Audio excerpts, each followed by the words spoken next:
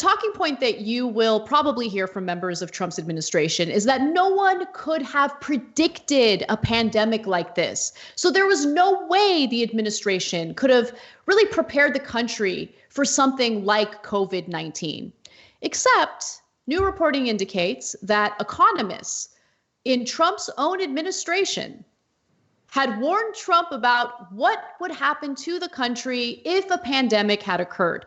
This was done in September of last year, and the White House decided to ignore its findings. Let me give you the details of what they found. And this was reported by the New York Times. This is an example of excellent reporting, in my opinion. So in late February and early March, as the corona pandemic began to spread from China to the rest of the world, President Trump, his top economic advisors played down the threat the virus posed to the U.S. economy and public health. But the 2019 study warned Americans not to conflate the risks of a typical flu with the pandemic, right? So the existence of that warning undermines administration's officials' contentions in recent weeks that no one could have seen the virus damaging the economy as it has. So on February 18th, Tomas Philipson, he is the person who chairs the Council of Economic Advisors. He told reporters the following, okay? I don't think corona is as big a threat as people make it out to be. That's what he told reporters. But again, he is well aware, based on that study that was done last September, that they totally could have predicted the economic toll the economic toll caused by a massive pandemic. So, and now the situation's dire. So the government officials estimated Tuesday that the deadly pathogen could kill between 100,000 and 240,000 Americans. In fact, in a best case scenario, one economist concludes that a national suppression of economic activity to flatten the infection curve must last at least 7 weeks. In a worst case, where the shutdown proves less effective at slowing the rate of new infections, it would be economically optimal to keep the economy shuttered for nearly 8 months. So I give you her analysis on this because had the White House begun preparing as soon as they received that September 2019 study done by their own economists, we would be in a much better position to keep people safe, to ensure that the economy is at least prepared for what's going to happen, to decrease the number of people who would die as a result of a pandemic. And I want to be clear, in September of last year, they didn't do this study and find that coronavirus is going to be a big threat. But what they did realize is if we have a pandemic, we are in bad shape to deal with it, right? And the White House is like, we're not worried about pandemics. We got this. And we got hit by a pandemic. It's crazy.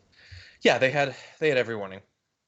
Like, honestly, they had not only hypothetical warnings last year and the war games that were done in the first year of the Trump administration. We also had how many weeks of watching it, watching China deal with it and then watching other countries as it started to spread in the region. We had warning after warning after warning after warning. And Trump took a different tone today. And it doesn't even mean anything. It's not going to represent anything tomorrow.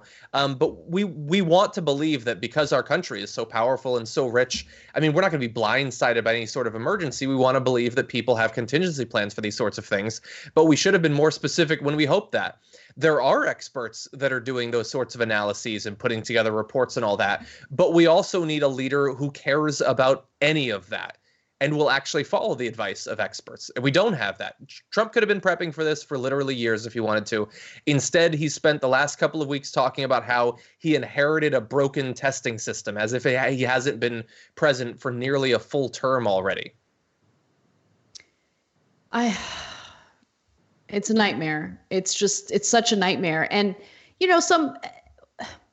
we as Americans are told over and over again that, like, when it comes to our personal finances, for instance, like, this is the reason why they're means testing us. Oh, if you earned a certain amount of money, even if you lost your job in the middle of this pandemic, you should have saved. You should have prepared for a rainy day. You should have an emergency account, right? So we're expected, by the way, in a situation where wages have been stagnant in America, to just save, to scrape by and save as much as we can in like a rainy day fund.